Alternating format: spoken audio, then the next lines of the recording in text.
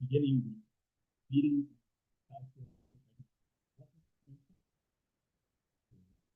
Wednesday, August 17th, 6 p.m. So far, we don't have a full group yet.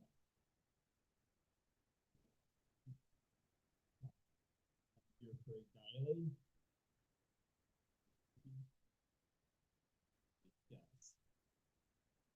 Hoping remind you.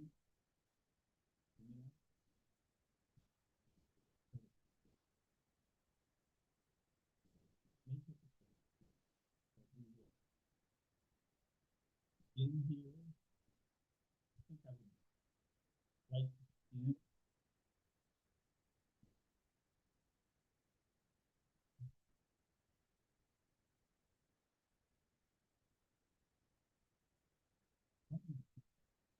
a reminder about our open farm day. Now that Angie's joined, which I had a call from Bert and he was planning to be here. And he called just before I left the house and said that he wasn't feeling that well. I think he's had some back problems and wasn't able to make it, but he's emailed me these volunteer forms for the open farm day, which is on the 18th. And if you want to fill out one of these and give them to me today, I'll make sure he gets it. Oh, it's in here. Yeah. Or you can send him this information by email. He would like to get all the volunteers signed up by the 1st of August, if he could, so he knows how many there are. And there's also going to be a training session, so to speak, up in the land use room on Saturday, August 10th at like 10 a.m. That's noted on here, but that's just where they give information about the volunteers. If you can't make that, I think you could still volunteer and we could get the information, but that's what they did last year as well. And it helped inform people how to be a volunteer. Hey, we now have 3. Hopefully the rest will come. We have more guests than we have members here. Well, Hello there. hi, John. And we'll go with introductions in a minute with our guests. But I was talking about the open farm day and have volunteer forms here that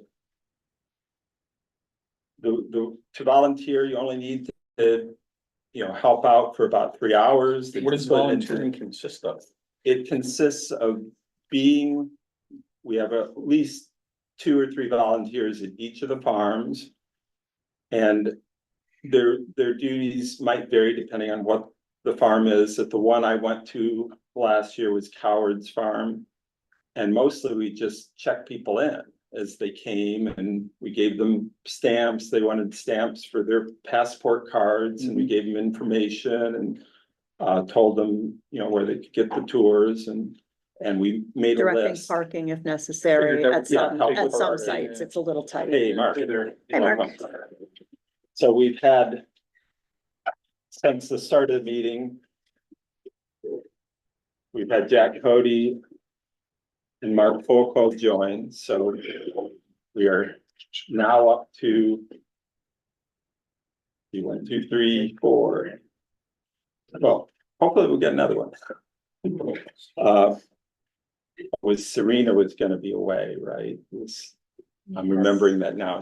She was away That's on right, vacation. that's right. So that's one that we weren't gonna have. You're 7 members. Well, You need 4. we're 9 members. We need Oh, you're 5. 9? Oh, you're 9. Yes. Okay. But overall, positions filled, and is that counting to? No, it still counts. What? It still counts, Yeah. It still even- counts. Yeah. Okay. including vacancies, unfortunately. Well, the select board just has to get going and. We're working and on it. Fill these vacancies on it. for us. Working on it. I'm pushing it. I'm the only one pushing it. Yeah. Cause my term is expired too, I know. you know, Like I said, you carry on though until. yeah. And if we don't get the 5, we'll have an informational meeting. I assume that's okay. Mhm. It's a little, in the manual, it's a little bit unclear. But, okay, so for the volunteer, it's very simple. It takes no special skills. Especially now that there's only 3 hours or so, it's just helping out, being there, managing the people. We got a good amount of people, hundreds of people that came through in total. And so it's just a matter of greeting them and directing to Whatever where to the go, to activities are. park, to, give me information as they needed it. And, it's all fairly simple. So not a lot of training. And, getting there early. I enjoyed getting a tour of the farm briefly, the one I was at. So that I was familiar with it a little bit before we did it, so I could be a promoter of the farm. There's impressive farm businesses in our town. We're proud of them. And they're an important part of the EDC because they're important businesses that the EDC is involved in, trying to assist. So. Any questions about Open Farm Day? One other thing I wanted to cover briefly before we got into the agenda is, and I'm new in the chair position, I want to figure out how to do the minutes, and I've been thinking about how to make the minutes. It's something we've been behind on. I think they're a year behind in posting them on the EDC site, on the town website. I'd like to get into a regular routine of putting out minutes. And what I decided is, let's make these minutes in a format that are more useful. Because sometimes they're long and nobody reads them, nobody goes back to them. I'd like to make it a useful tool for us. So what I've done is devised, and Julie, you know how to do this, share the Word document called minutes template for minutes. Okay, click the share button at the bottom. Okay, so I read the manual about the minutes, and the beginning of it's the same as always, but what I thought would be more useful is, there we go, to divide the actual body of the minutes into 3 sections. One are just items discussed, which we don't need to go into great detail about. Minutes don't have to be, a transcription of the meeting. Right. But then another one about decisions made and vote results, which are an essential part of the minutes. And then I want to put one that isolates all the assignments that we gave out and said, we're going to do this. Different people are going to do this. And what I'd like to do is, I will do the first draft of these minutes. Right after the meeting, I will send them out, hopefully within the next day. And then we will vote to approve them at the next meeting. But by sending them out immediately, it'll help remind people of what we discussed, and especially what everybody agreed to do, which I think are important. And by boiling these down to shorter bullet points, I think we'll actually use the document more. That is basically how select board does ours. Okay, And then I use them as my worksheets.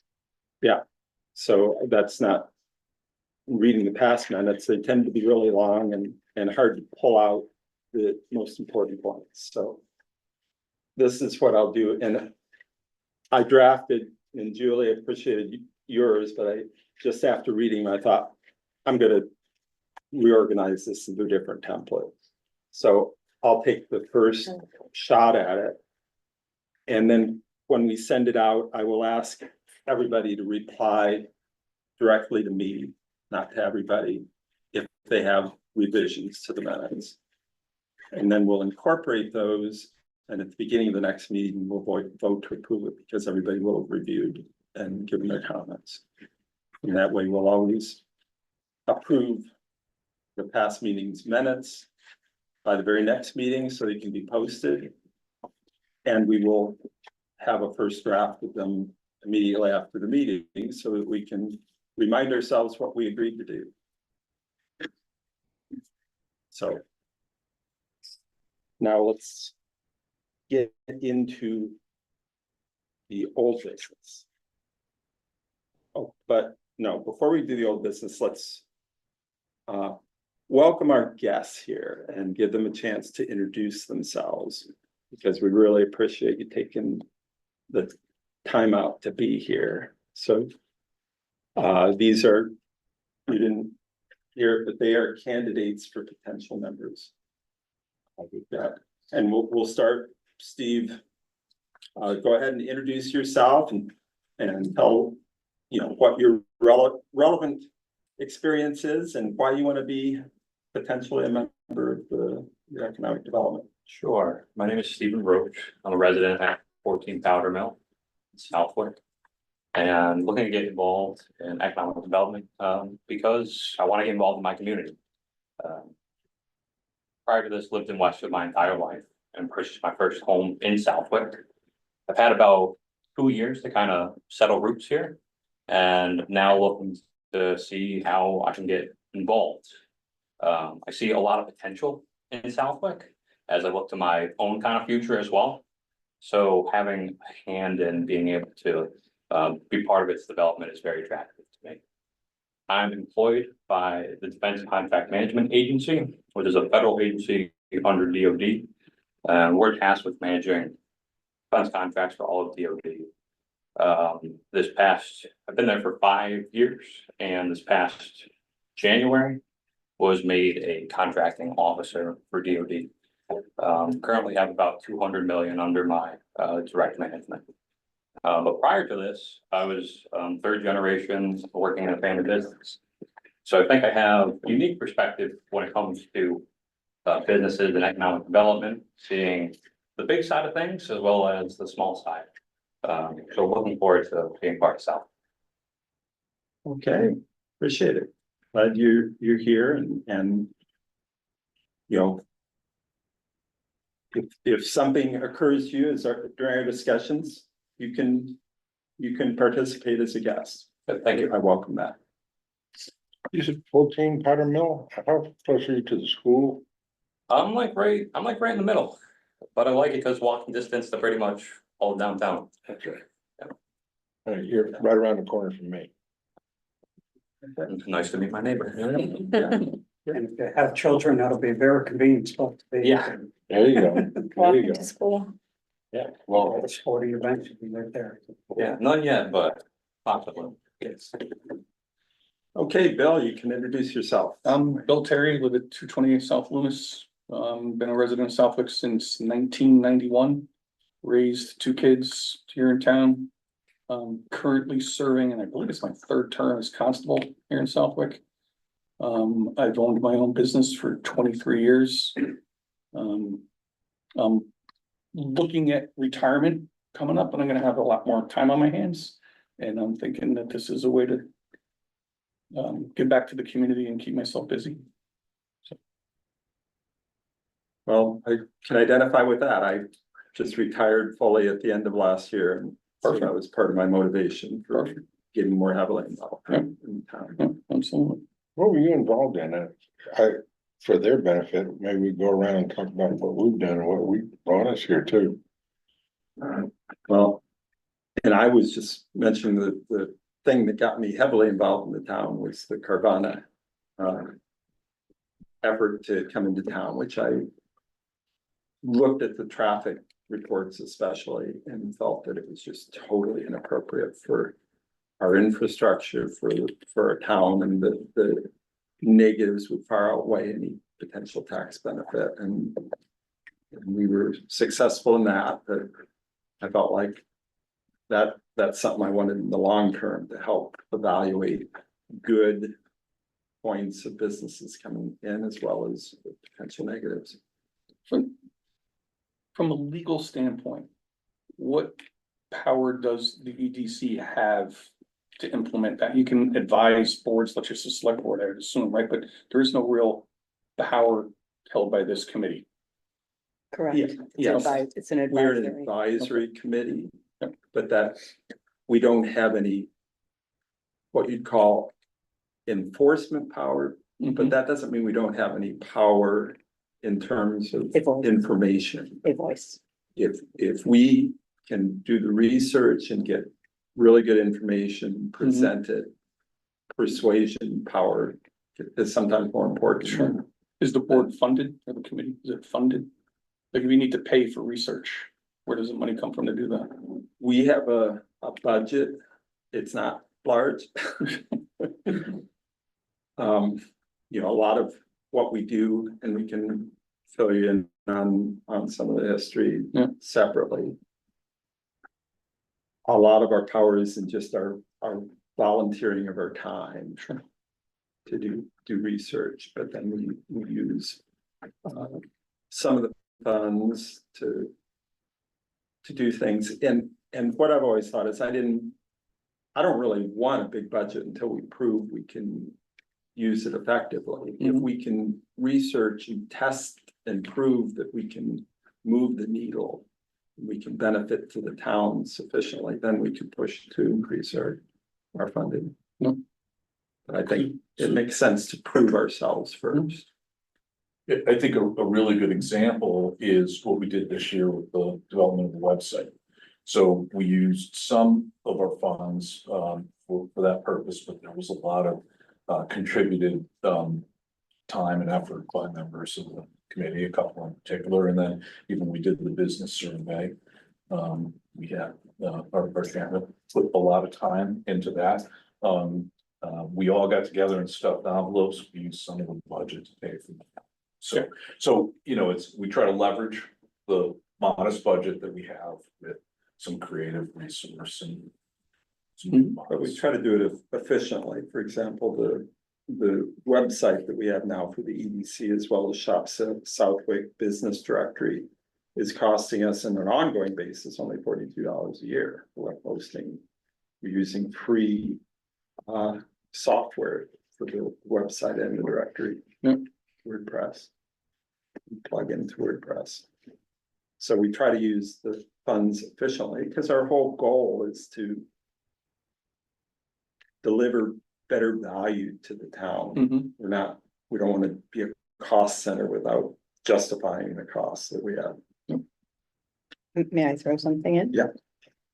I don't know how long you've been watching EDC or following anything. It used to be a commission of 3 members.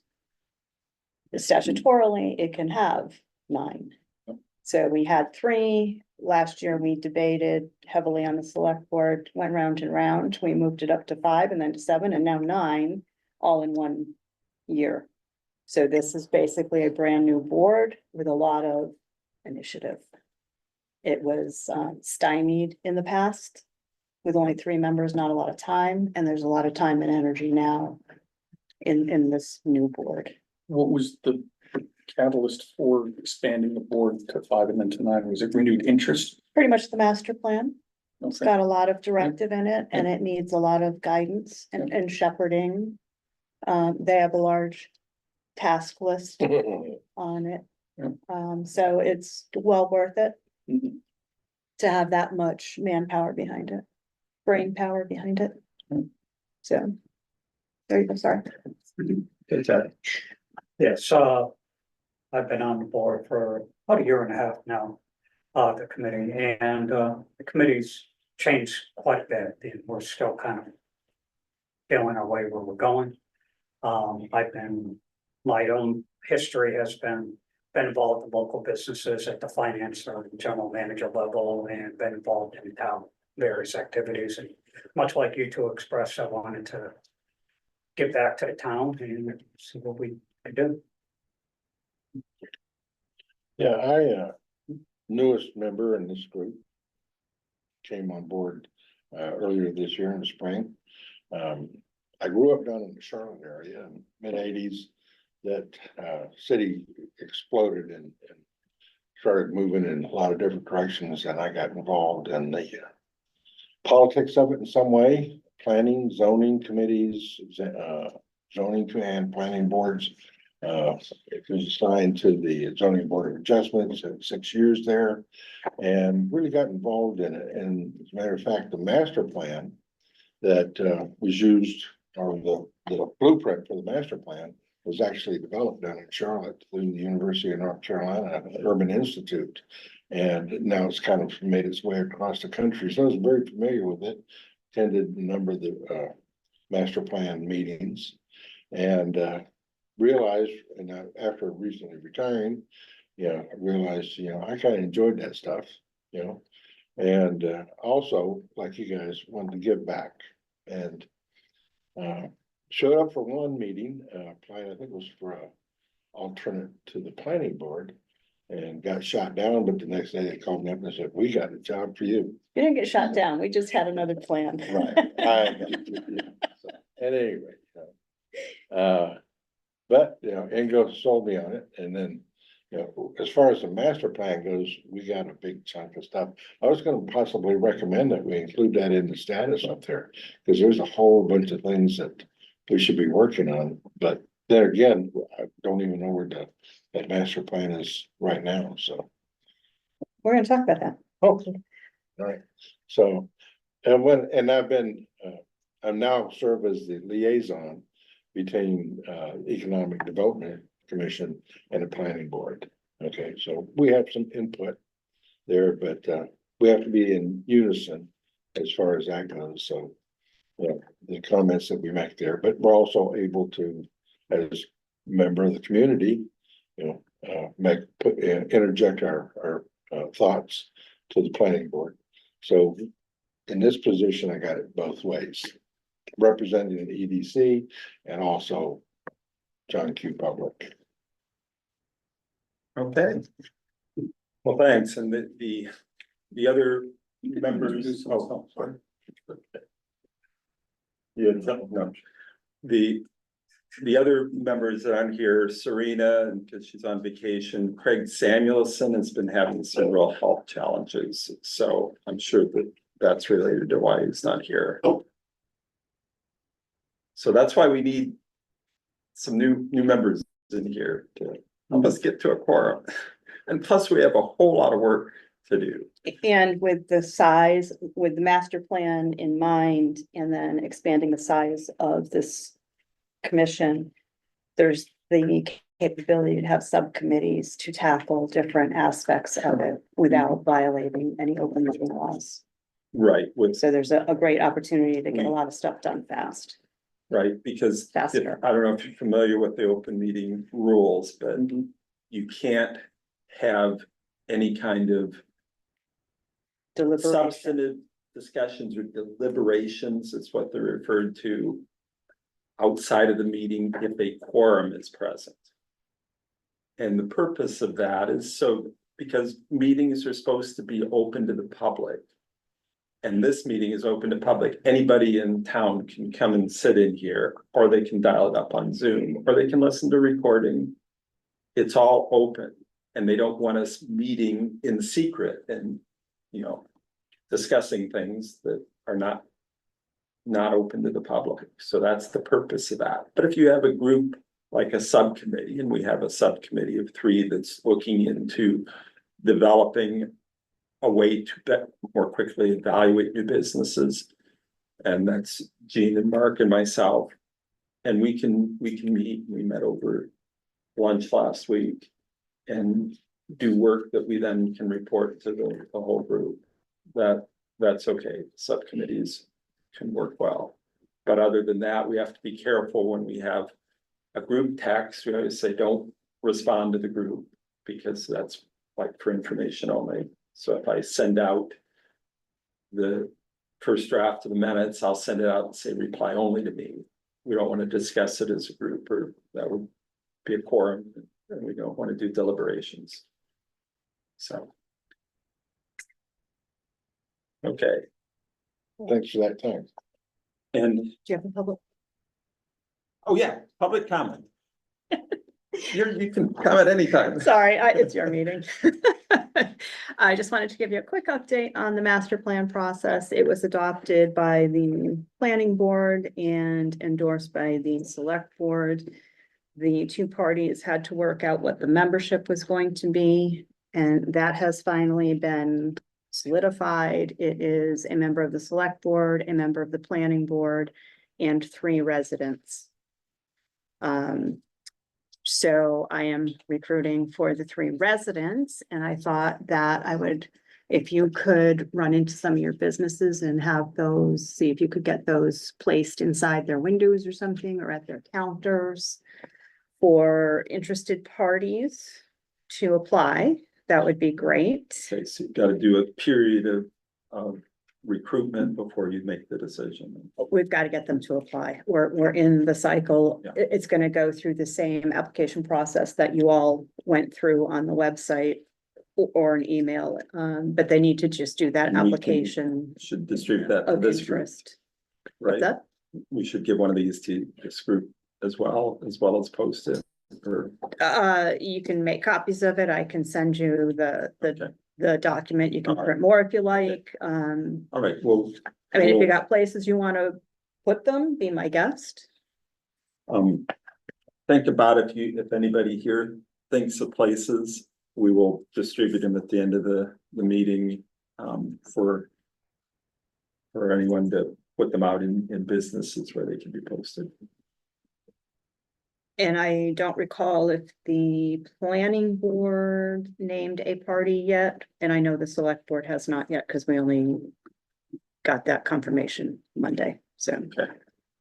But that's it, thank you. All right, that sounds good. And we've all distributed the tasks that are for the Economic Development Commission, is either the principal or is, involved.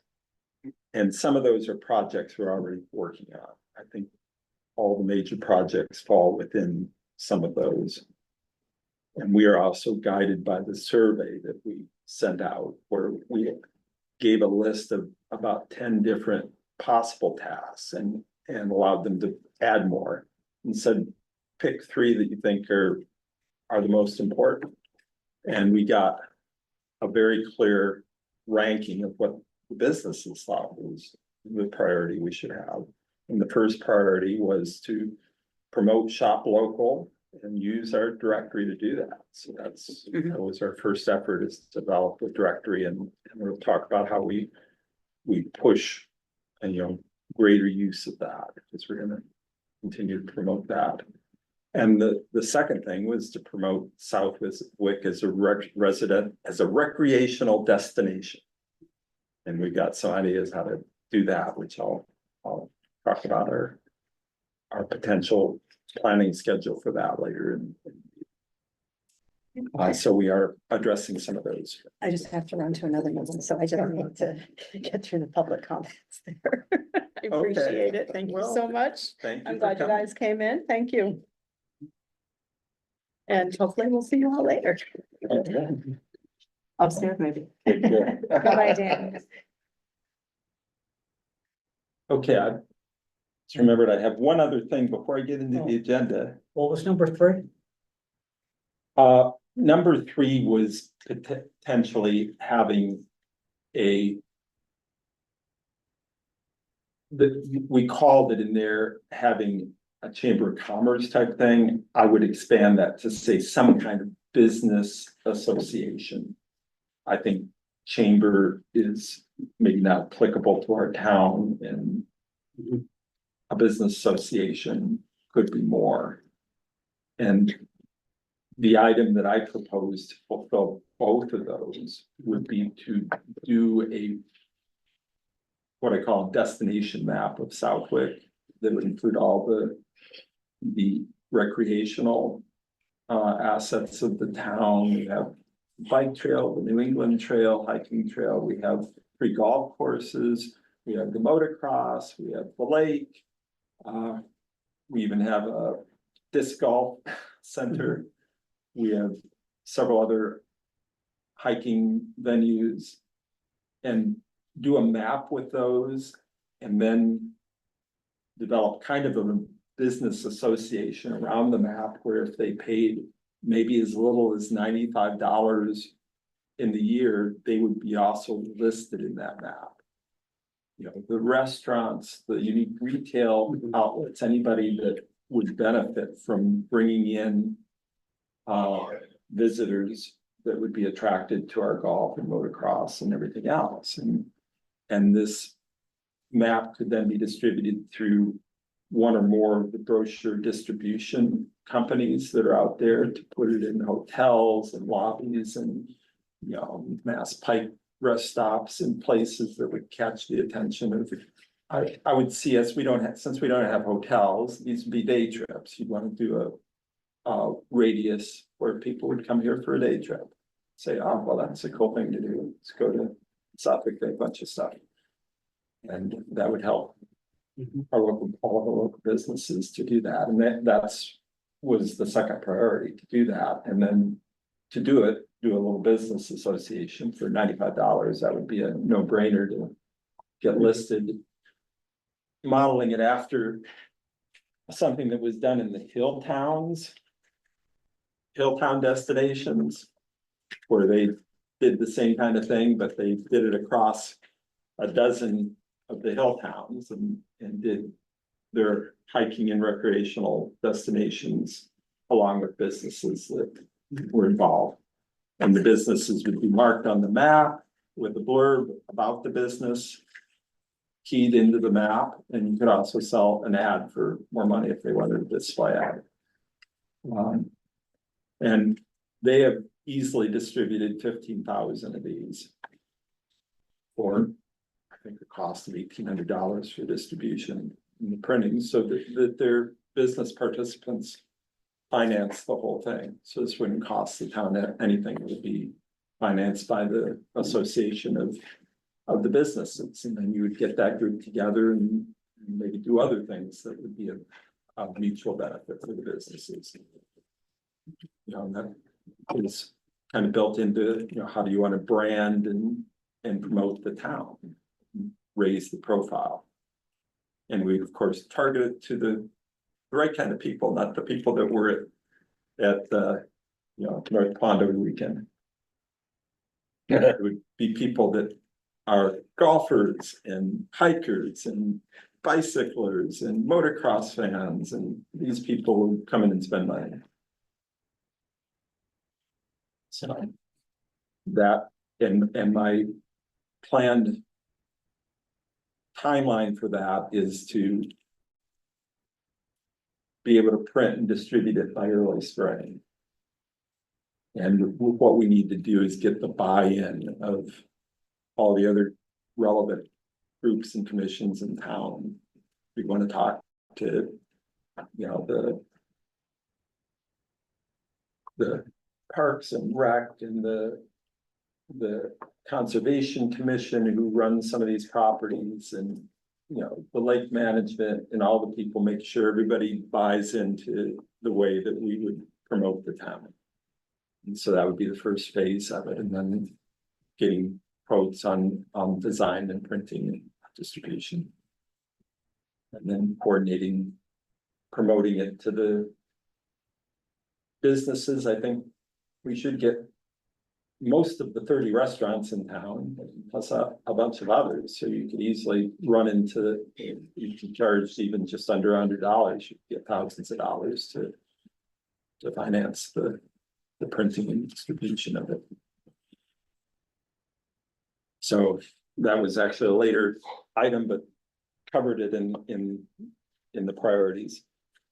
But before we get into and I promise you we'll get through the agenda more quickly once we get to it, but I wanted to bring up something that just came in 2 days ago, in the ADC email, and it was from Lynn Blair at the library. I don't know if anybody knows Lynn Blair. I haven't met her, but she says, "Hello, EDC. I'm writing from the Southwick Public Library, exploring the new website you have, resources you have listed, wondering if it's okay to link to your website on our page where we collate information for businesses, job searchers, and entrepreneurs." And Says, I'd also love to share some of the resources we offer if you're interested in listing any on your webpage. And we offer business collection of books, materials on job searching, careers, starting your own business, other related topics. We also offer Job Now, which is a job searching resource where users can interact with live coaches for assistance on resumes. Cover great stuff and all this. If you're interested in learning any more, please let me know. And if you think of, if you have any resources you think would be helpful to residents, we'd be happily put them on display at the library. So I respond and say, of course you can link to our website. We'd love to have that. And we're very interested in partnering in Absolutely. these kind of resources. And I told her, we will appoint at this meeting a liaison with the library. So think about it. If somebody wants to volunteer right now, if they think they do good with this kind of thing, that could meet with Lynn Blair and so I responded to her and then she responded back today saying, thanks for the quick response. I'll link the EDC website today. I also invited her to join the meeting. She said she was tied up for our next two meetings, but she will try to attend one in the fall. And we'd love to have a liaison. There's a lot we can do to boost each other's missions. That's Lynn Blair. Lynn Blair. LYNNBLAIR. Okay, tentatively. Okay. Well, okay, tentatively, Okay, it's just tentative. all right, I'll you'll look at contact it. her And and because I'm right down the road, you know, I can walk there, you know, almost, but. Yeah, Yeah. just to see, yeah, contact her and if we, down when we have our full group meeting, when we have our new members this fall, I mean, Right. that could change, but initially, if you could start. the yeah, we want to contact, keep the ball, interest going and develop it on both ends. Cause So, this will be important. One of the agenda items when we get to it is filling out our website, cause I've focused on the business directory. And we've got our dining guide tab up and running.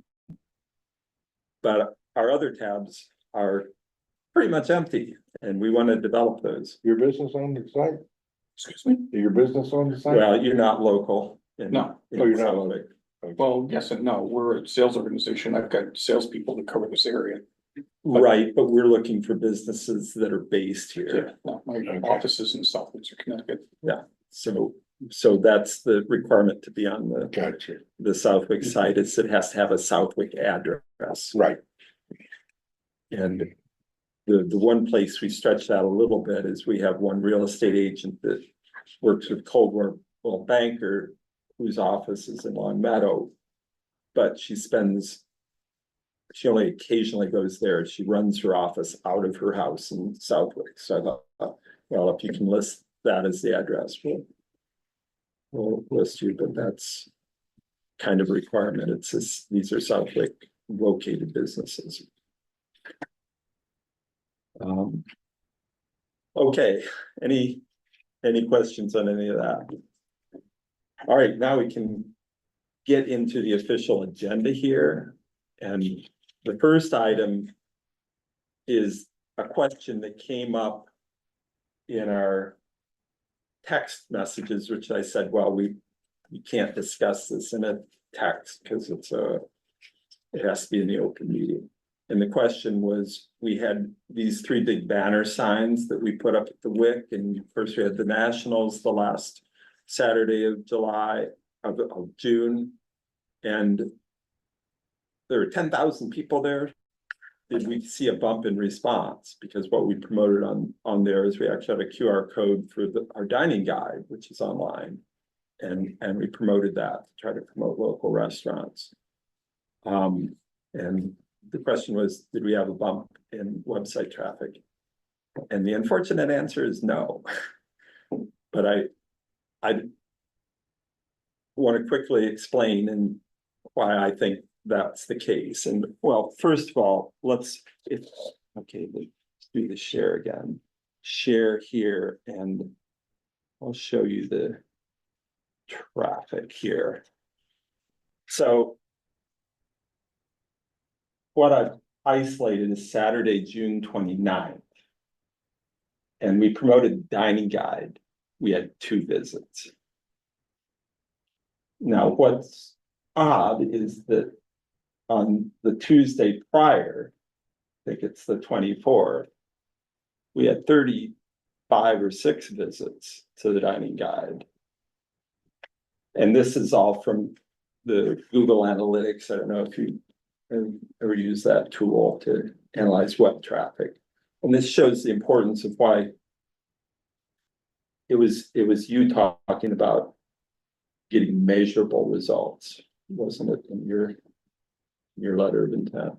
I think that would be, yeah, something that's measurable like I this. really keyed into that because I totally agree with everything we do needs to be measurable. I spent my career in marketing, and it was direct response marketing where we measured everything you could possibly measure. Because you can't improve it unless you can measure it and know Correct. what's working.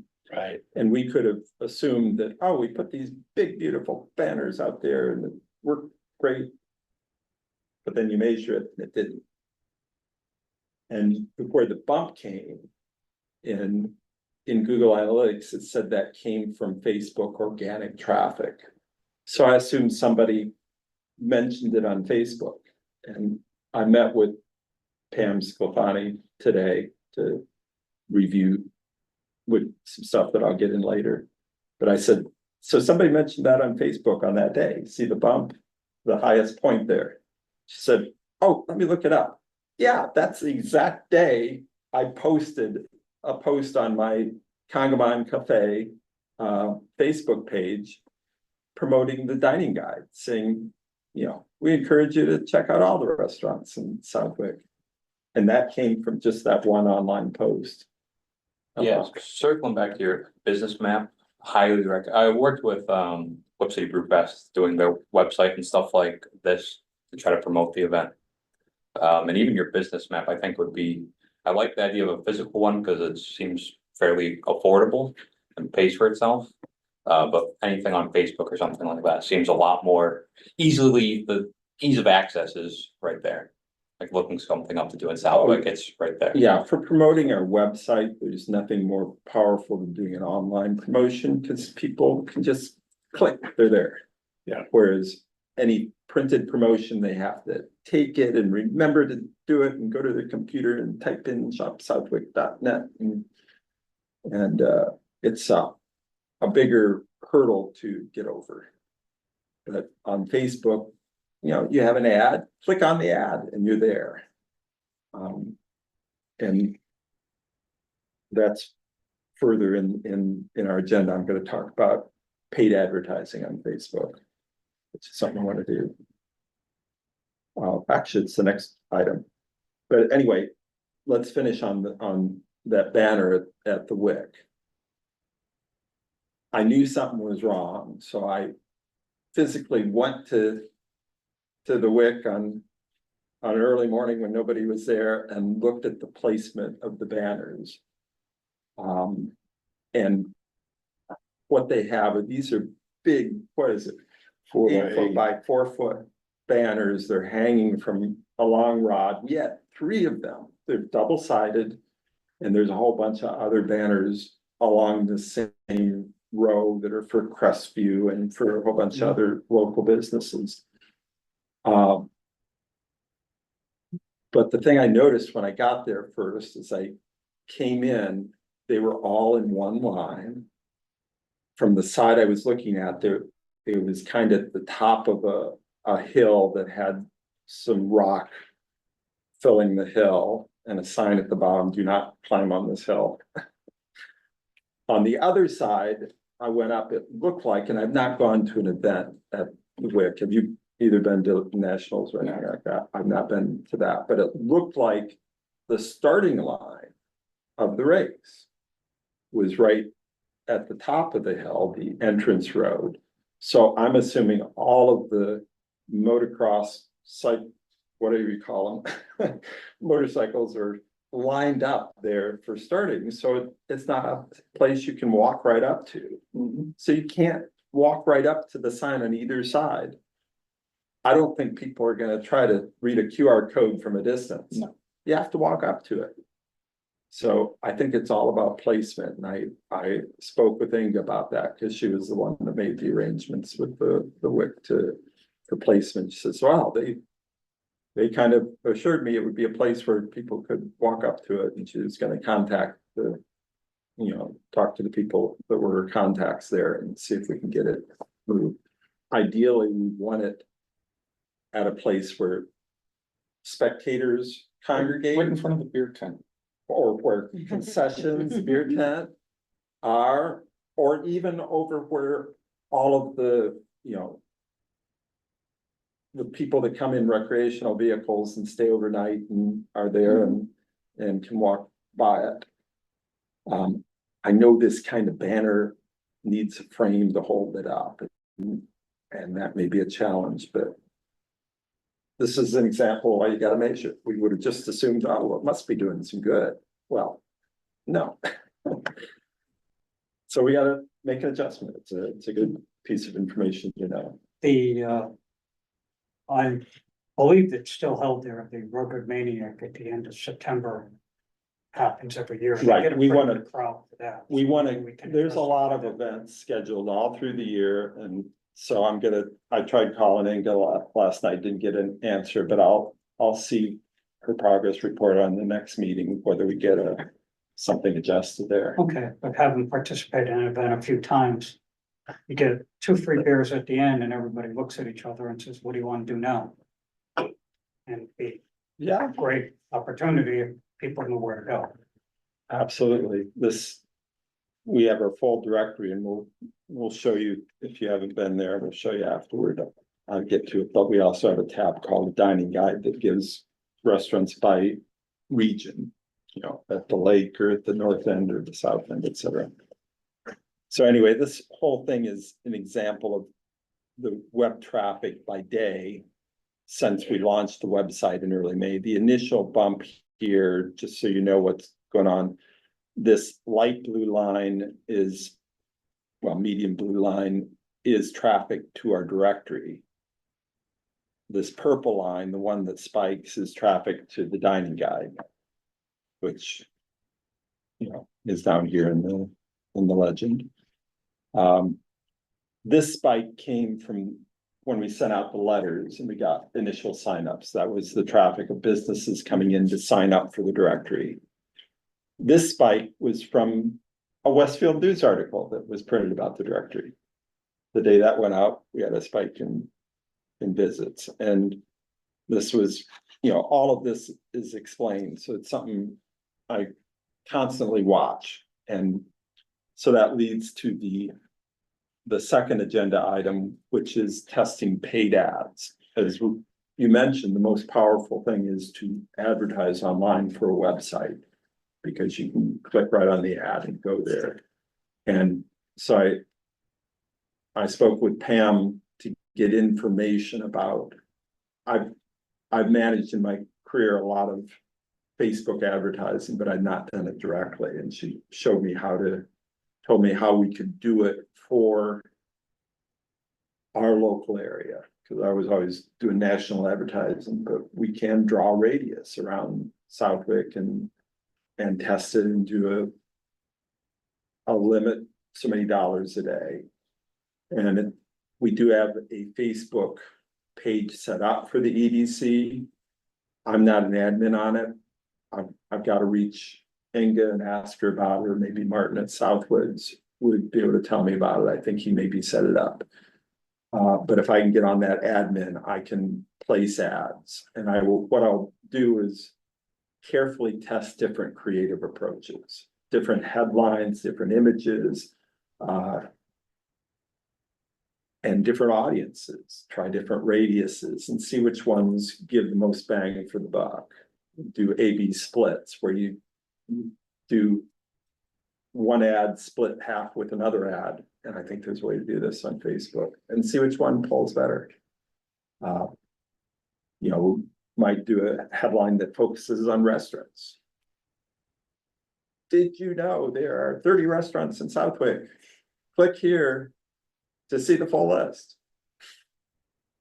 I play very much to the local angle, and we will target people in this very local geographic angle. Which the key to efficient advertising is to make the audience as targeted as possible. And we don't have a huge amount of money to spend, but we did get approval. We do have a PO for an initial $300 to spend on Facebook advertising. That's been approved. And it's approved for reimbursement. What I'll probably do, and then to place this, I have to give them a credit card. I'll just give them my credit card and then apply for reimbursement after we do some testing. So that's one angle for promotion. We also want to promote by distributing signs and things we can give out in our various stores and businesses. It takes, you know, typically, and a round number often used is it takes 7 impressions of something till it finally sinks in to somebody. It takes, you can't just advertise once and, oh, well, give up. You gotta have it show up a lot and remind people what we need to do. What we want to do is get people in the habit of using the directory, have it on their phone. You know, show as many people as possible, show you how to put it on your phone. Have it as an icon right on the phone, just tap, directory comes right up, tap restaurants, all 30 restaurants come up, tap any one of them, you get their hours, their address, their description, and a phone number. You can tap that and call. You can tap their website and get their menu. It's all within less than a minute. You can drill down on any restaurant, any business. There's over 150 businesses. You can drill down on any of those businesses and get the details. It's better than the Yellow Pages ever were, for those who are old enough to remember Yellow Pages. But it's hard to find local businesses otherwise. I mean, search the web, they're not all in one place. It's tough to find them all. You'll find them here and there and whatever. And people don't realize how many there are. Yes, people, how many restaurants? Well, a dozen. No, there's 30 places you can get a breakfast, lunch, or dinner. Or how many total businesses? Well, 40 or 50. Well, we've got over 150. And we don't have them all yet. I'd like to double that if we can keep pushing and get 300 on there. There's some I put on if they've got a web page and they're advertising, I put them in. But others I want to get their permission to put them in if they're they're a construction company or something else that I want to make sure they want to be in the directory and they want to do business. But we sent letters to all of them, but people are slow to respond. Yeah. We sent out 475 letters. Now, some of those businesses were no longer active and et cetera, but I'm sure some of them just didn't pay attention. Yeah. But we do have, I think it's 157 now. So anyway, promoting the website, that all fits into the master plan. It fits into the priorities from our survey, and we're going to continue doing that. Status of commission vacancies, we already covered that. Just a question about process, so. Yeah. Thanks, Steve and Bill, for stepping up, by the way. Will they now go to the select board? What's the The process? process is, the select board is the one who makes the appointments. Now, so they had to submit their applications to the select board, and that's how, Diane passed them on to me, which I invited them to the meeting tonight. But as I bugged Diane, the select board's way behind in getting it. They should have made those appointments before the end of June. But they typically don't do it until August or September. But I'm hoping they can do it in August at the latest. So the that we ball's can- in their court. Yes, Okay. it is, but, you know, after talking, we can say we've had them in our meeting and we recommend them. Have you heard from Jen? No, I have not. She sends me text messages, where have you been? And I send her a message back and says, when you want to get together? And then I don't hear anything back from her. Well, Yeah, so invite her to the meeting, that's another I will do that. potential member. I will do that. She'd be powerful. We have 3 And vacancies. that Inga, you know, highly recommend her. Yeah, I've met her briefly, but before. She's a pistol. Yeah, she's owns the grass rail, there's that business, she's done other restaurants in that area. She got her finger on a lot of things. Yeah. Here in the town, so. Which Jenny referring to, Alaska? Yeah, you know. Okay. It should make a good commission member, is she too busy with doing everything? She's got her finger in a lot of stuff, yeah, for sure. Yeah, but we'd love to have her in. Yeah. Cause we want people who. We wanna represent their interests, and we have to always be very careful about having any conflicts of interest. We don't want people. Coming on the board for self-serving their own business in town. Right. Obviously, but I think she's smart enough to know where to draw the line on that. Okay. Report from the Business Evaluation Subcommittee. This subcommittee, as we referenced, that is Gene Mark and I split off because we wanted to have the ability to do a rapid response if, you know, the most recent business to try to come in was the Dollar General. I don't know if you followed that at all. At the north end of town on College Highway. Mhm. And it was initially at least turned down by the planning board. Which.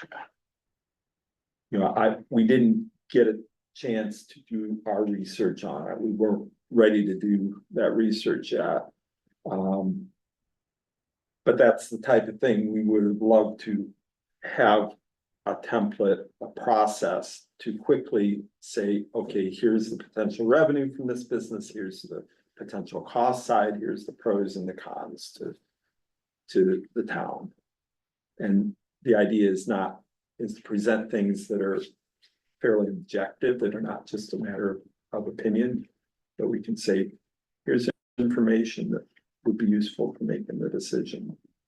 And submit that to the planning board and to the, you know, select board or wherever else. And Gene has been sitting in a lot of the planning board meetings to, you know, that's an important connection we want to have, because they're the ones who are in a position to judge whether businesses meet the standards of town for things like safety and what they can fit our zoning, all of those kind of technical things. And then we have Conservation Commission, which does environmental standards. And we want to just say, well, here's kind of, I'd say our position is to be kind of the long range look. We want to provide, okay, what does this do for the town over time? 5, 10, even 20 years? Is this gonna, first of all, is it gonna be around for a long time? Or are there gonna be a flash in the pan, which is a concern for Carvana? Their stock was going down the toilet, and they could have built a big white elephant that they abandoned. Those types of things we want to evaluate, and you know, what the infrastructure changes. So one of the things we've done initially is contact the Board of Assessors. Because to get the revenue piece of it, we've got better understand how businesses are assessed. And just as an overview, I'll throw this other. Let's see, I'll stop share of this and share this one. This is a chart showing the last 5 years of property tax levy, the amount of revenue taken into the town from property tax.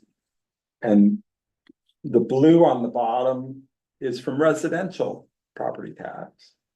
The yellow is from commercial. That little thin black is from industrial. And the top is personal property. And it's important to understand that 93, and as you can say, it's continually been increasing the last 5 years. If you look at that percent of total in the table above, it's steadily going up to where the residential property tax is 88.5% of the total. Now, that doesn't mean that all of the balance is business, because personal property can be either residential or business property. Now, most of it is probably business property, because if it's your primary residence, your property, your personal property is exempt. If you have a second residence, it's not. So you have to pay tax on the valuation of all your property in a second home or a lake home or whatever. If it's not your primary residence, I don't know, there may be some, summer homes on the lake and whatever. Then there's difference between the structure of the company. If it's a corporate structure, most of their property is exempt because they're paying corporate tax, which covers it. So we don't get as much from a corporate structure company. And if they're an LLC or another kind of structure where it falls under their personal tax return, then it can include tax on their equipment, their inventory, anything movable on their property that's not real estate that's affixed to the ground, to the property. So that's, and in terms of percent, personal property isn't a huge percent of the total. It's like, well, the combined industrial and commercial is about 6.5% of the total property tax. And I think personal property is another 4 or 5% total.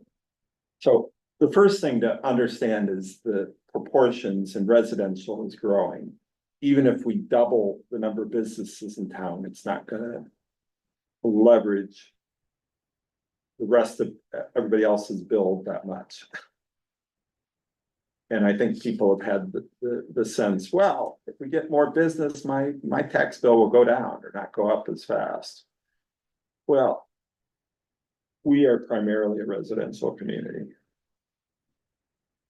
It's different, and we have, the residential property tax rate is the same as the business rate. And I think even if we raised the business rate, we wouldn't necessarily raise more money because it might just drive businesses out. So that's not necessarily a high leverage point to raise that rate. If we had 30% of our revenue coming from business property tax, yeah, having a higher rate would make sense. But when it's only 6.5%, it's not gonna move the needle very much, even if you made it 30, 40, 50% higher. And it would discourage, it would hit the small businesses the hardest too. So that's tough. The other thing about personal properties, there's also a $10,000 exemption off the bottom. If the personal property of the business is less than 10,000, it's not taxed. So those are some of the overall structure. Now that I just pulled that off of the state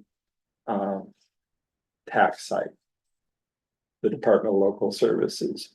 And there's a lot of information there. What I want to do in meeting with the Board of Assessors is to find what additional data there is to model this out. How would we go about, and we could use Dollar General, how would we go about evaluating what the tax revenue of Dollar General is? the ideal way I would see is being able to have a database that would have other similar businesses and say, well, here's what you get from a similar business. And I want to see if we can get some of that information. And the other thing I want to do that I feel fairly strong about is to translate property tax into dollars per acre. Because the one thing that's limited in any town is the available land. So you want to get the best use of that land.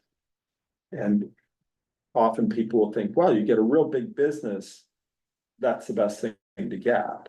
Well, sometimes the revenue per acre from a big box store is a lot less than it is from a collection of small business or even residences.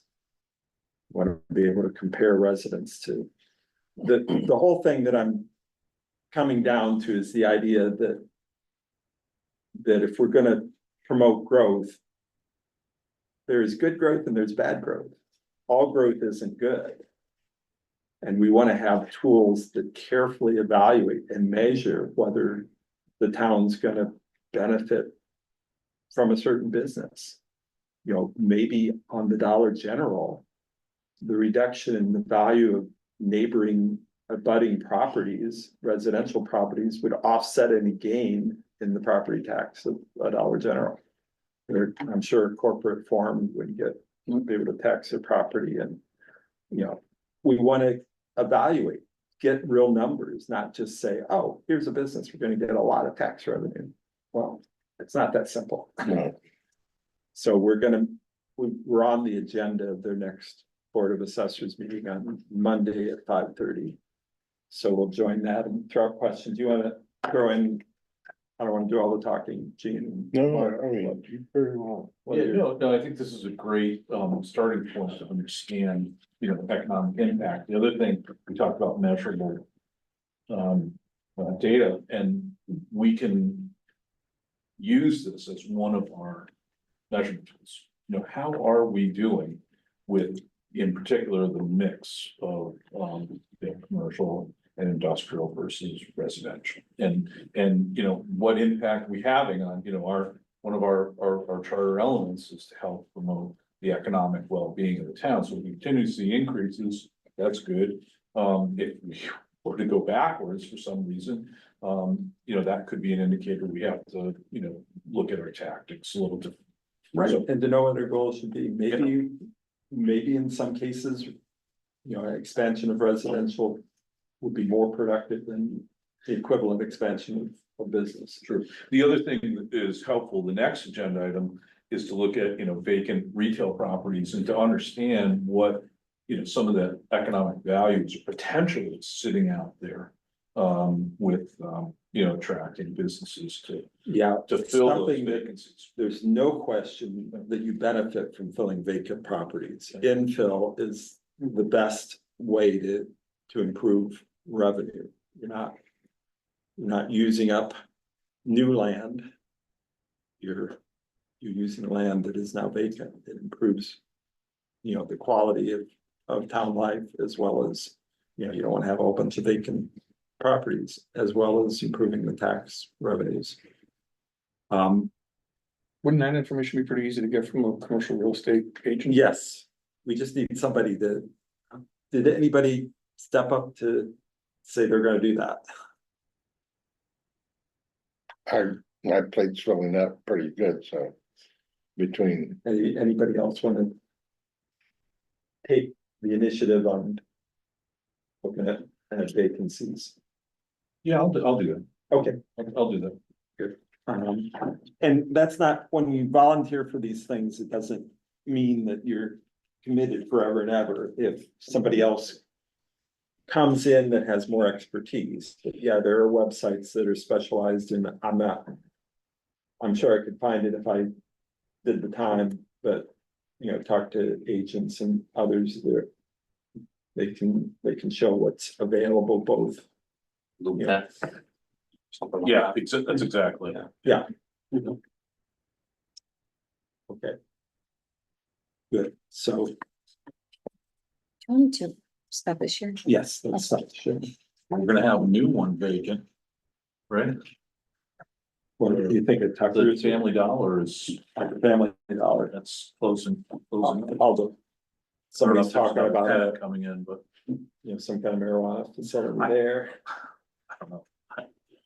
That'd be, I just want, probably not, my personal preference. It's a great property and great location.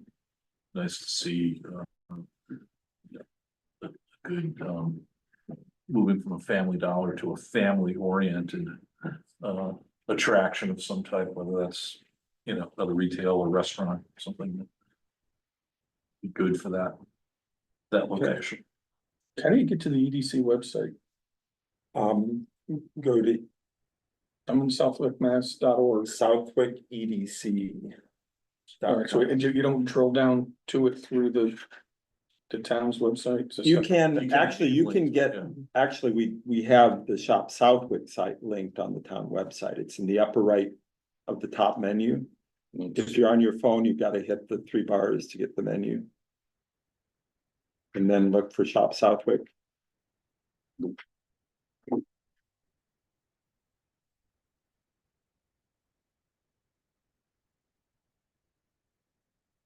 Click for menu. From menu. There, Okay, and then that gives Shop Southwick. okay, And that'll take you to our listings here. okay. And this is where you get all the restaurants. Pick one. Yeah. That gives you all the details of it. And that's a good segue. In fact, I'm gonna pull up our website right here. And Want to do it? yeah, go to our website on, you open the browser, the Edge. We already have it open. Okay, there we go. Okay, so here's the home page of our current EDC website, and I don't wanna spend a lot of time on here, but I wanna talk about things we have to fill out. We have, you see the various tabs across the top. The home, we have About Southwick, Business Assistance, which we don't have anything in there yet. Jobs, Community, Contact. The contact is there, and it's the way they can email us without giving out an address that can be spammed. Shop Southwick, which we know is the directory. Pre-business listing is where a business can go in and click on it, and they fill out a Google form to get into the directory. So if there's a business you run across and they say, well, how do I get in that directory? Go to free business listing, click on it, fill out 10, 11 questions, and you're in. And then the dining guide, which is the one formatted by region. So on this home page, we just have some basic information about Southwick. To put this into context, we talked about having 3 potential audiences for this website. The Shop Southwick part is aimed at residents. So residents in Southwick and neighboring communities can find that useful. The rest of the site is business oriented. And there's two groups there, existing businesses in town, giving them assistance, and potential new businesses that are looking to locate here to give them information. So this type of thing would be one oriented to a new business that wants to explore the town. Is this a good place to set up a business, to give a little bit of background about what the town's about, and it gives information about the commission members, which I need to update because that's changed. I'll go in and update that right away. We have almost no traffic to this, so I haven't given a priority to updating it. And then this business assistance is all to come. And we don't have any of this set up yet. And we're gonna talk about either I take this down entirely or somebody wants to take ownership of it and fill it out. But this was kind of a placeholder that Pam originally, and I haven't touched it since Pam did it as a placeholder. And then jobs, this is something where, you know, any assistance we can get from the library, if they've got resources for jobs. All of this business information, we don't necessarily want to create it. We want to link to resources we know of, because there's a lot of existing resources for all this stuff. We just want to help businesses find those existing resources. So the goal is to put those in here. We had, I think maybe you did that. We have the Western Mass EDC covers, you know, all of Western Mass. They based in Springfield. They do a monthly thing, except that they've taken the summer off. A monthly presentations. They had one about this Common Capital, which was a company used to help fund small businesses. And that's the type of thing we should have linked in, Right. in some of this. To, you know, supporting communities and businesses. So we've got to fill this stuff out. And jobs, we've got to come up with some kind of ways. We say coming soon. Contact is no problem, but these 4 tabs. Anybody want to volunteer to take any of those tabs on? I can either, there are 2 ways you can take on a web tab. I can give you the admin access and you can update it yourself, or you can provide me the content and I'll put it in. So either way, we need some more people here that can do Not a this. board stuff. member, yeah, not a committee member, yeah. Right, no, I'm joking here that we need more, but my goal is to have everybody own a piece that they feel a sense of ownership. I don't want it to be where there's 1 or 2 people initiating everything. Right. You know, we talked about also having a tab, and this might come under community, where we have events. That constantly gets updated. And we also have an email list, because when we did the survey, we asked for their email address. And asked for their permission to send an occasional email, and we said we wouldn't share their email address with anybody else, but we could communicate with them, so we have a list of those. That we can send out communications. So there's a lot of potential to build relationships with businesses. Now, we have very diverse group of businesses. I don't think we can generally treat them all as one massive Southwick businesses. I think we have to, you know, we'll have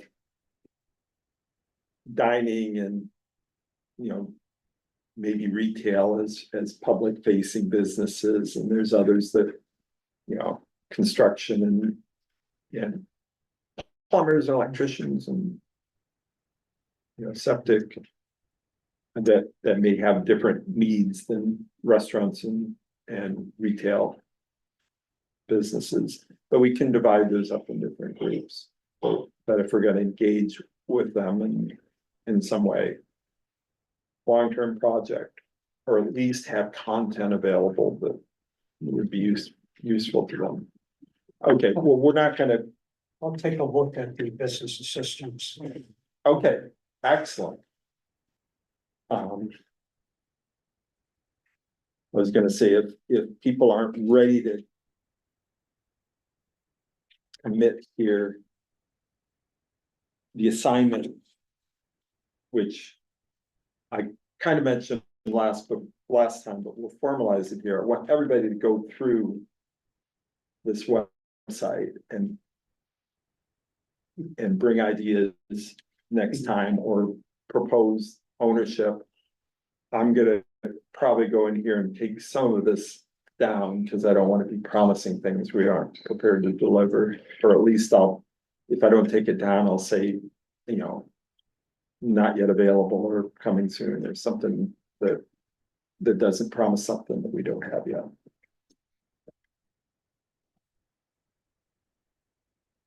Anybody, any other thoughts on how to approach this website?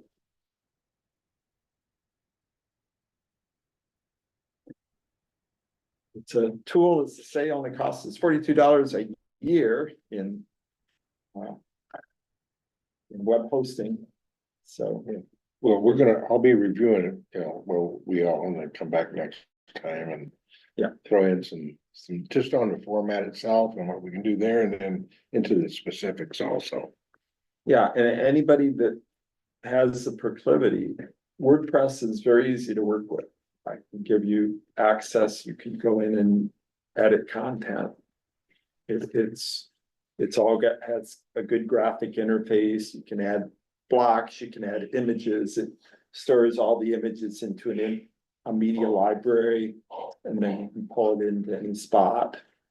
What is the main goal of like business assistance? Is it for somebody that's looking to start a business or something like that? It's, again, there's two different audiences. There's existing businesses and potential new businesses in town or businesses coming in.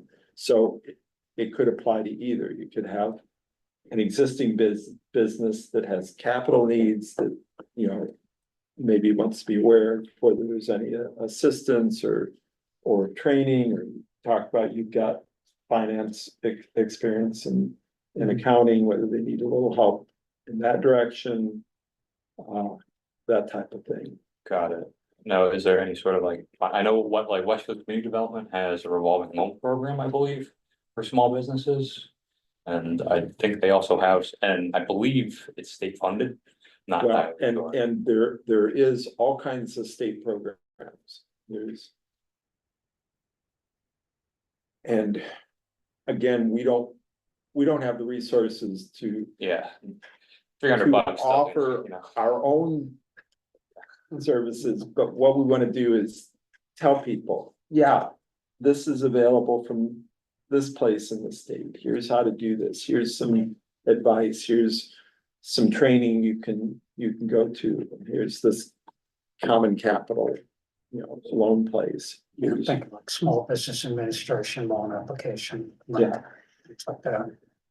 And some of it could be as simple as a link to the state economic development resources available. They have that one-stop shopping for businesses that you go in, and if you're looking for, you know, assistance, you're looking for a loan program, you're looking for whatever, Consolidates They'll help you. different Yeah. grants So it's really together. kind of leveraging, you know, some of the things that are out there. I think UMass Amherst has programs too, that can help small businesses. And so those are the type of things. It's about consolidating, pointing to the resources, and most of what this website will be doing is pointing outward to other places. Got it. So action item on that, just aggregate that, get it on the website there. Yeah, make it a place where, you know, we have the website and also physical presence here. I like it. That we could talk to an individual. You know, those of us who would have information that would be helpful to share. The way I like to think of our goal in simple and kind of down to earth terms is we want to make Southwick a great place, maybe the best town of all 351 towns in the state to have a small business, a business friendly environment where, you know, we're helpful and encouraging and supportive. I think it's a great place to start a business as well. If once all those links are together, maybe starting some sort of like pop-up like an introduction for people that are interested in starting businesses could be a great introduction to this commission.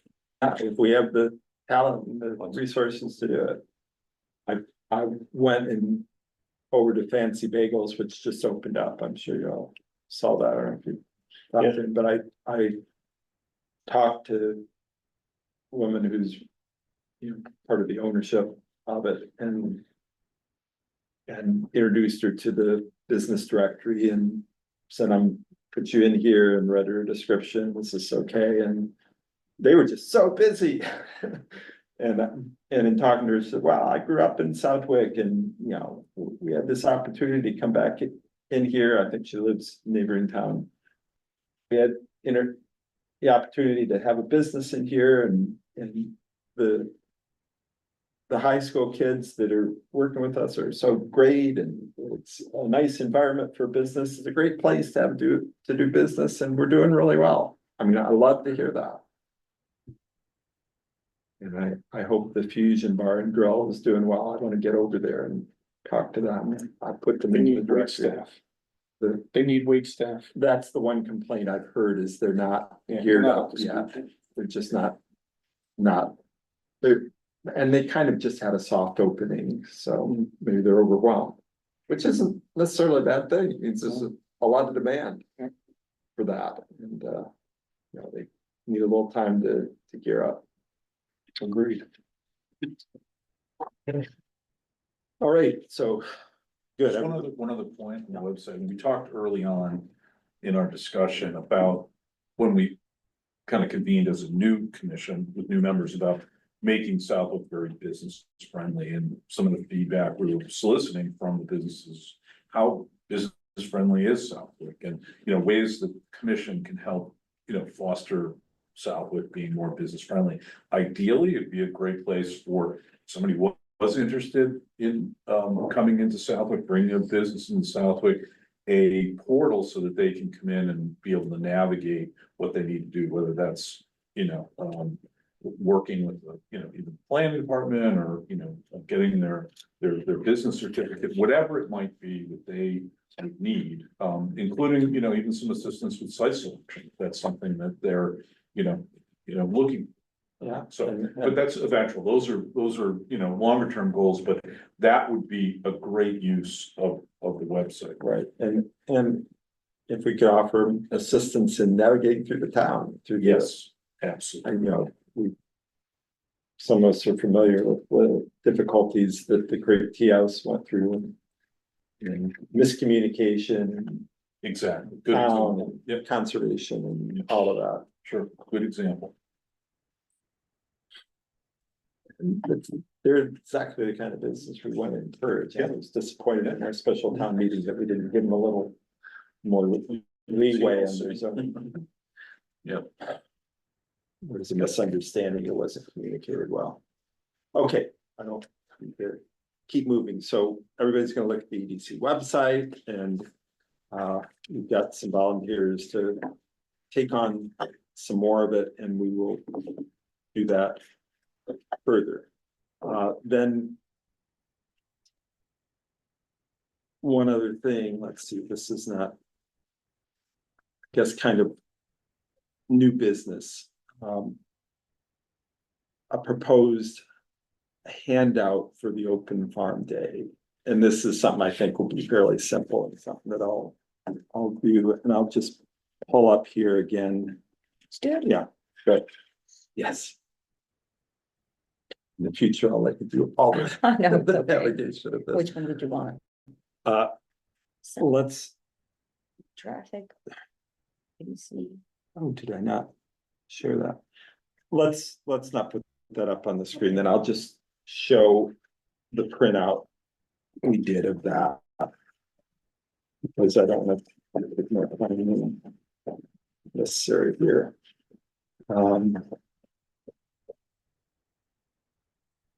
This, by the way, is their printout of all the farms they're gonna be promoting.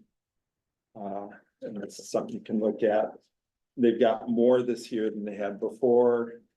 And they're even throwing in the scoop in Granville. But what I want to do, and this isn't the final version by any means, is since we might have several hundred visitors, maybe more this year, I want to use that as an opportunity to push the Shop Southwick website. Sure.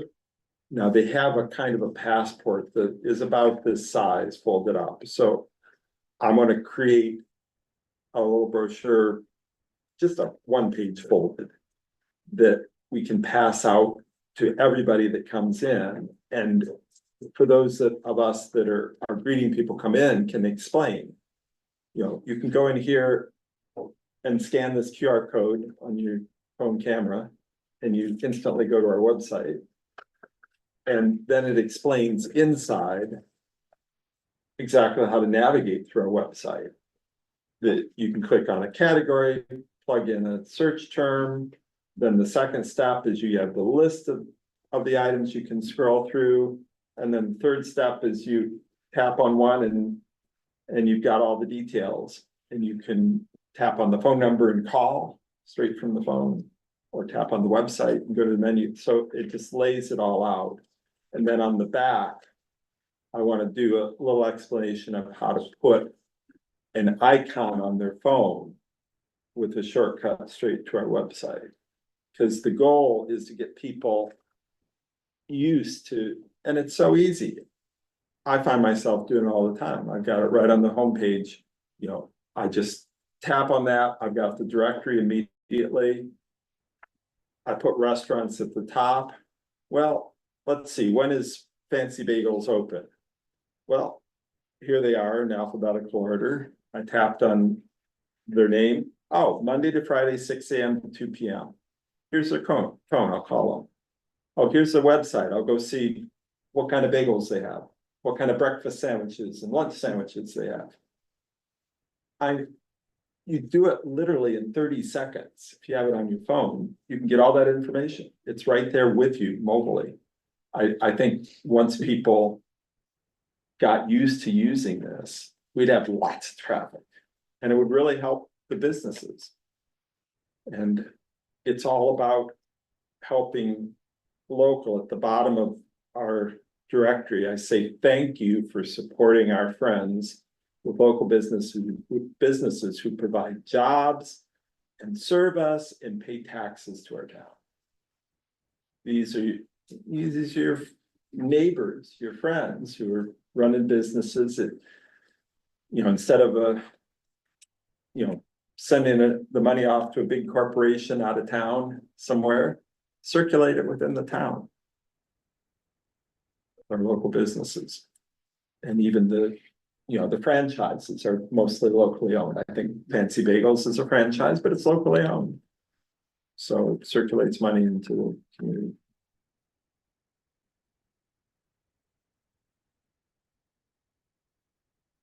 Any thoughts on that? I mean, I'll just go ahead and try to finish this up. My goal is to print these out, and we can print them right at the select. We tested this one. They can print two sides. It's color. They're not gonna charge us for it. You did? Are they? What? Oh, no.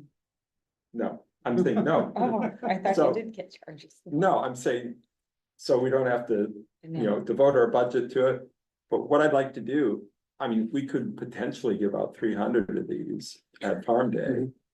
I want to print 500 because I'm sure we can put them at the library, give them out at the library. We can, have all kinds of places where we can post these and that, maybe we'll make it graphically even more attractive. But the idea is to make it really clear, instant access to 30 restaurants. And I put restaurants first because that's our the most traffic that goes to the restaurants.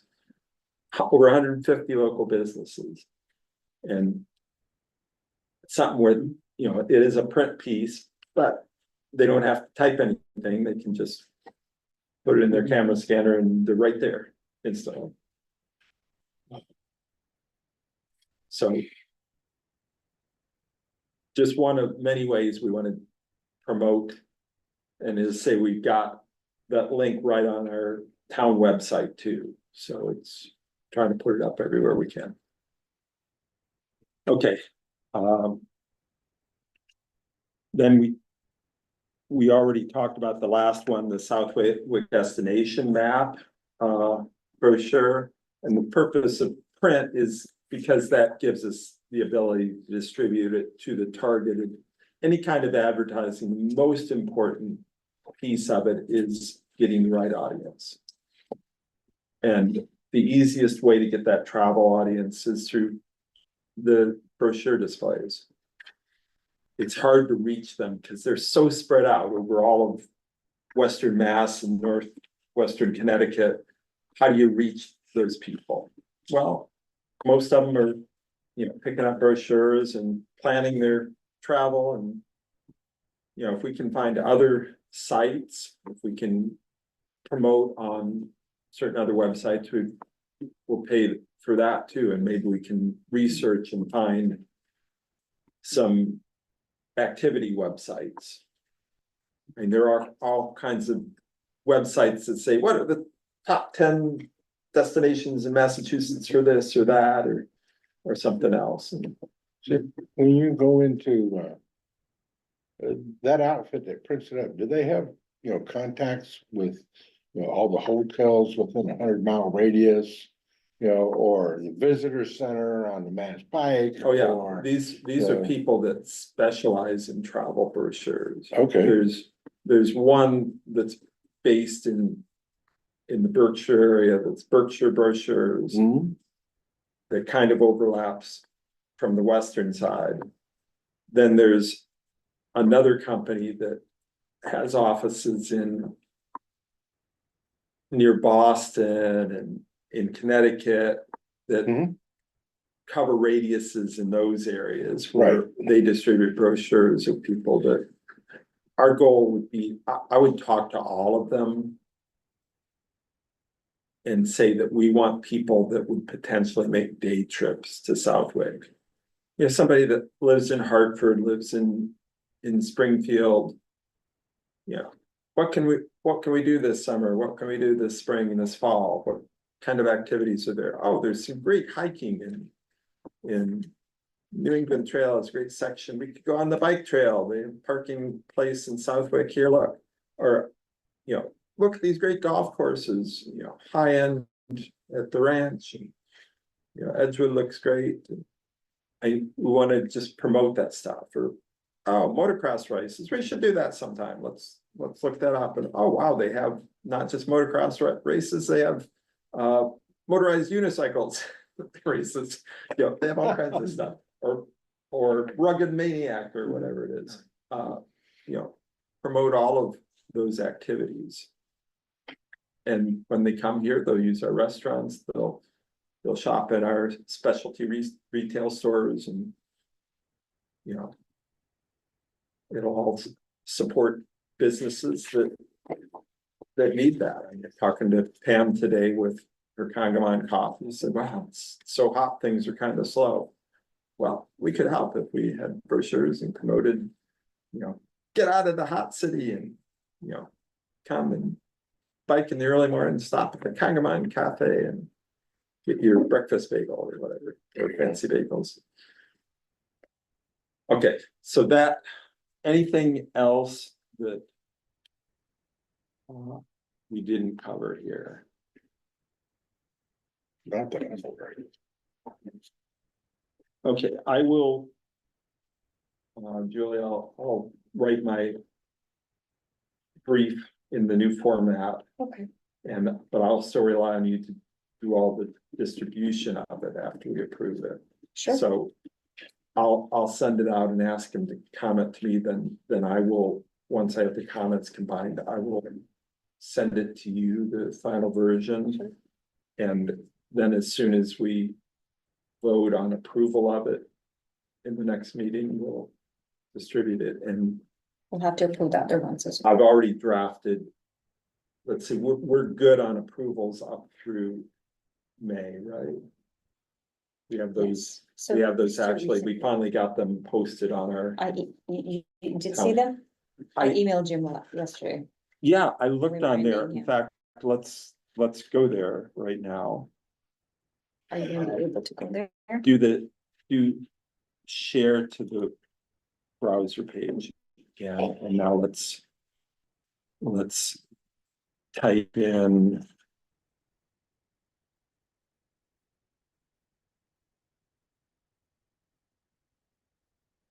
Southwick, there we go. All right, then we go to our boards and committees. We go to economic development. We go to, we've got agendas, we go to minutes. It's good through March. So we are posted, up through last week. We only were posted through last year sometimes, so we made a lot of progress. Yeah, like April, June. Well, We'll if figure it out. those are all approved, we could ask if Yeah. get those posted. These two are from May and June. Well, this one that you sent a draft of that I reformatted is June. And another one I emailed as well, it was for May. The last one with Inga. Okay, and we didn't vote on that yet? No, it was after Inga left. Okay, It was the Right. last meeting. and sorry that I was trying to catch up on a lot of things. You want me to stop the let's- share? You want me to stop the share? Yeah, stop the share. So what we'll do is we'll make sure that those go to everybody before the next meeting, May, June, and today's meeting. Those three we'll vote on for approval next week and get them posted. And then after that, we will get them posted. Definitely within a month after the meeting. Now, the videos go up with the meetings, but according to the official manual, videos don't substitute for minutes. Yes. And they certainly add more detail to it. And it's one of the reasons we don't need minutes to be a transcription of the whole meeting. We want the minutes to be useful, and more useful if they have the highlights, and Diane seemed to approve of that, so. Do we have a date for the next meeting? Is it August 14th or 21st? It's the third week of, 21st. right, the 21st would be the third Wednesday Or- of the month. And is that an issue for anybody? That's what I was. Yes. August 21st. I think I'm okay. I got my problems.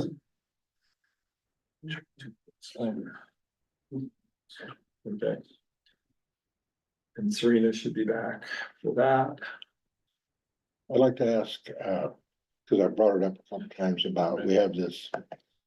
Supposed to have this, on hold section or consideration like the plant Southwick. We put that into a separate little block.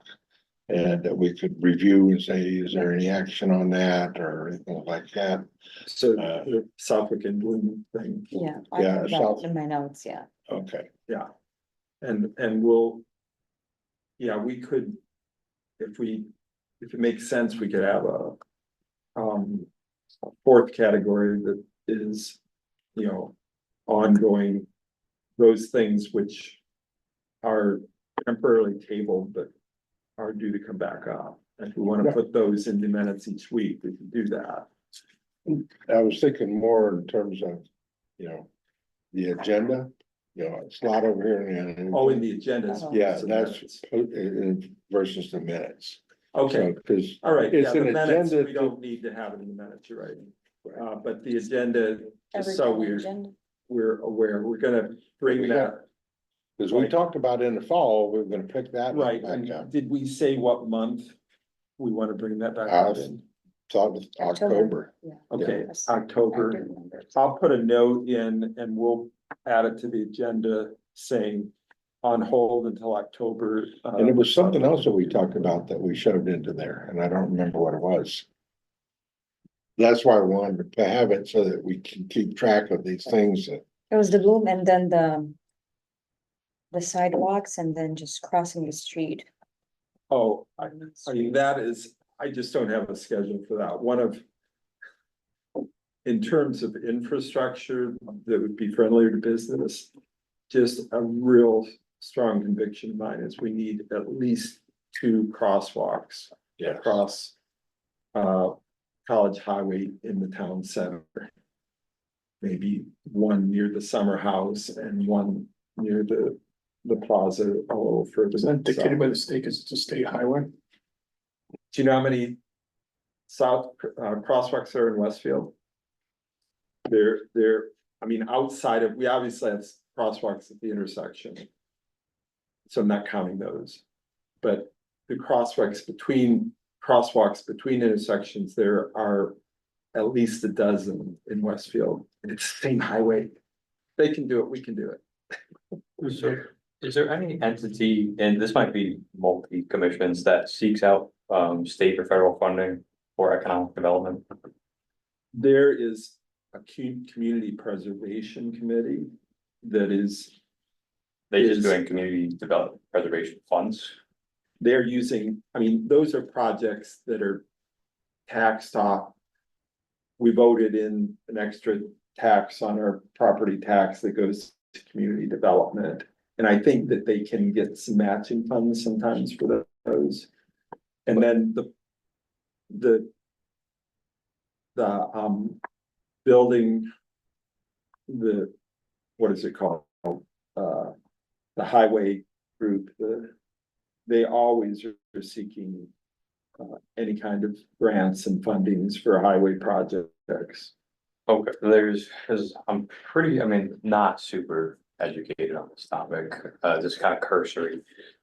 There's economic development bill that's going through the Senate and the House, and I believe there's like $400 million for infrastructure related to economic development. And there's $100 million earmarked for rural development, which I'm not Right. sure if would apply to us. I Yes, and believe it does. I've read all that. I mean, a lot of that falls into, why am I not thinking of the department with Randy Brown and Department of Public Works. Public Works. A lot of that falls into the Department of Public Works. So they're the ones that pursue those specifically. Now, that doesn't mean that there aren't some other things that we could look into separately and yeah, anything we can find. We should propose and bring up whether we can pursue them ourselves or somebody else. Yeah, don't want have to to. double down on if somebody's already pursuing. Because but- when we talked to the Western Mass Economic Development, they said there were some related to kind of projects around safety and, you know, that a crosswalk might fall into. And there are certain funds you could get, and it takes years in advance to get in line and get that money. But what I'm saying for the crosswalk is for the price of paint, we could initially have a crosswalk.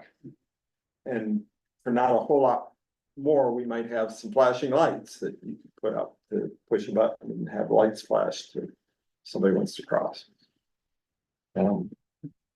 Wouldn't cost a fortune. Wouldn't have to, you know, rework the whole, you know, the next time they redo the highway, they could work it into a nice pattern, but initially, you know, I follow the strong towns movement that has a lot of ideas about how to improve towns from the bottom up. And they say the best way to start with projects like crosswalks is to take some traffic cones, put them out there and see if it works.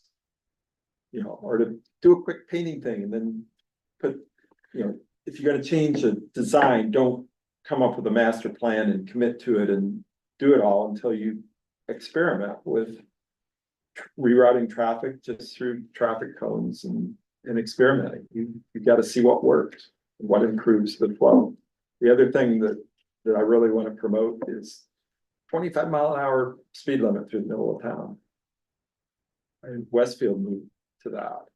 I've been promoting it before Westfield moved to that. Because if you have 35 mile in the middle of town, people go 45 or 50.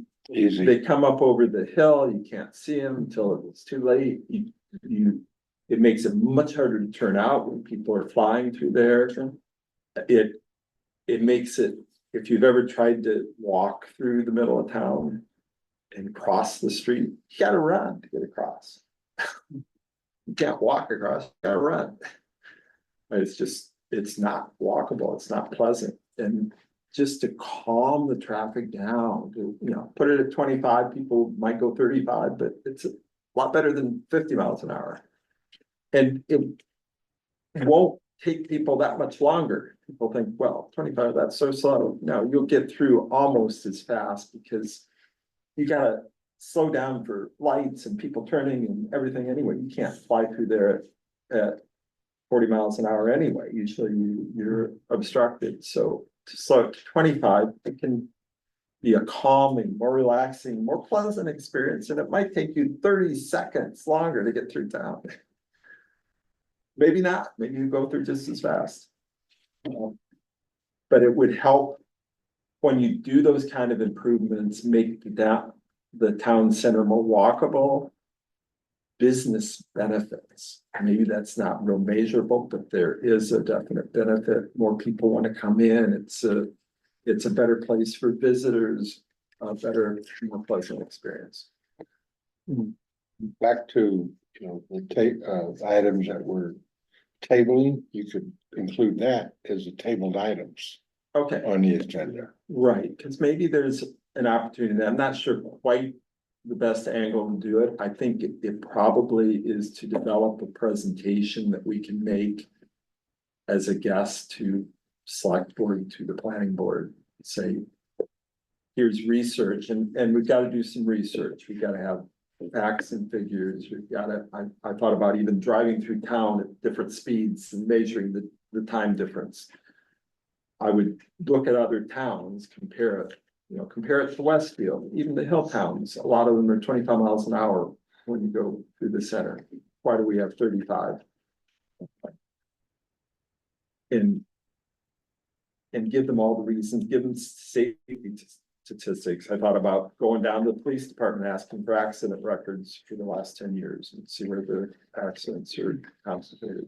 And there's all kinds of research we could do, but I don't want to go in with just, this is an opinion off the top of my head. I'd like to do a presentation of facts and figures.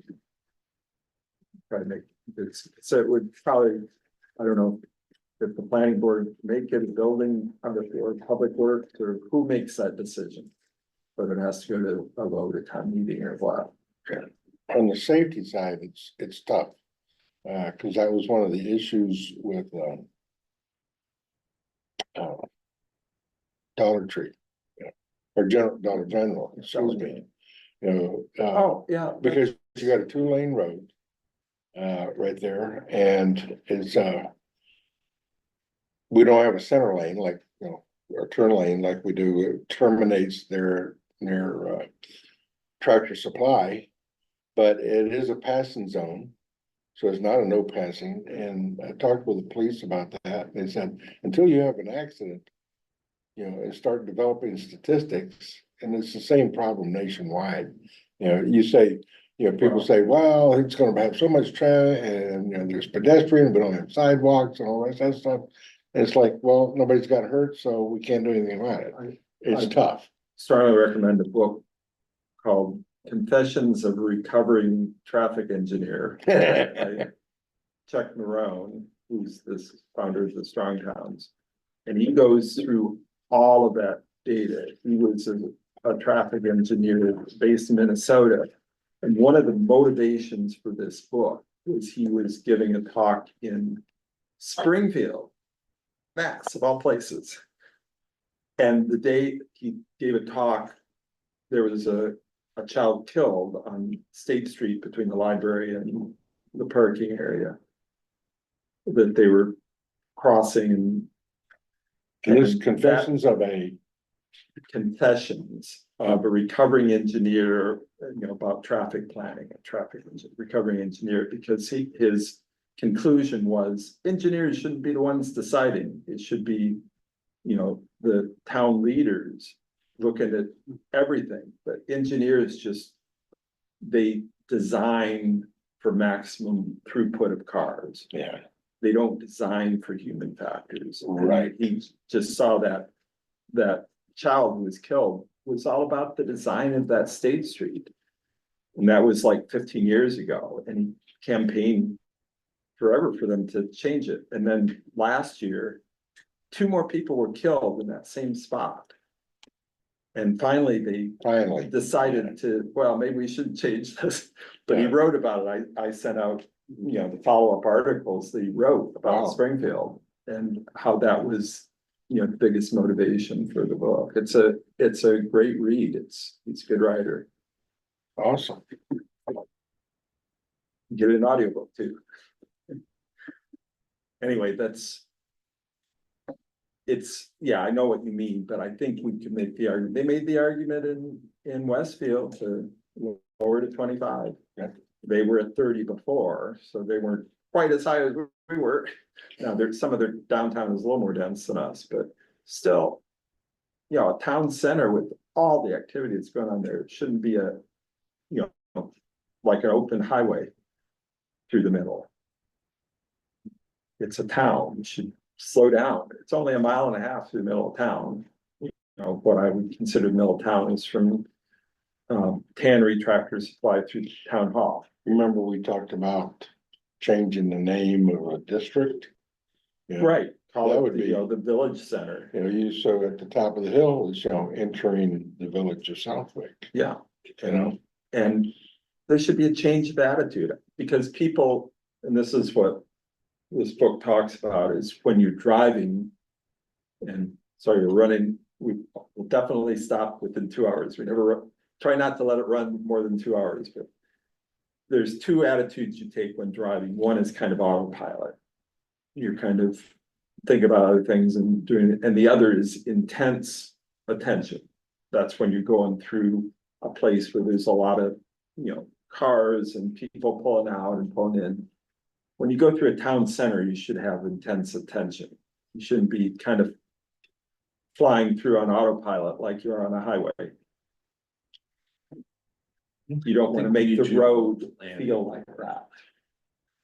Well, So I think we need you on the plan. no, I don't want to be on the planet. I'd like to make a presentation to them. Anyway, okay, good. okay. Yeah, anybody want to make a motion to adjourn? We'll make that motion. Second, Okay, all in favor, say aye. aye, Aye. Okay. all right.